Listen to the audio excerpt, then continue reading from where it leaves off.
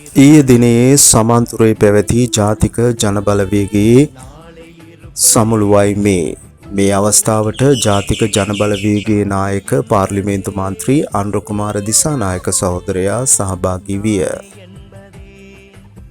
මේ අවස්ථාවට විශාල මුස්ලිම් ජනකායක්ද සහභාගී විය.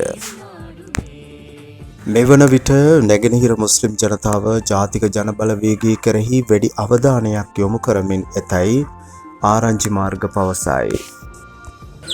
நேற்றைய தினம் சம்பாந்துறையில் தேசிய மக்கள் சக்தியினுடைய மாநாடு இடம்பெற்றது. இதற்கு தோழர் அன்ருகுமார திசாநாயக்க மற்றும் பிரமுகர்கள் கலந்து கொண்டனர்.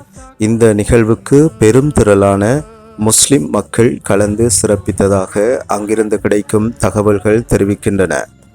இந்நிகழ்வின் போது நாட்டை கட்டியெழுப்ப இன மத பேதமின்றி அனைத்து மக்களும் ஒன்றிணைய வேண்டும் என்று தேசிய மக்கள் சக்தியின் தலைவர் தோழர் அனுரகுமார திசாநாயக்க அழைப்பு விடுத்தார்.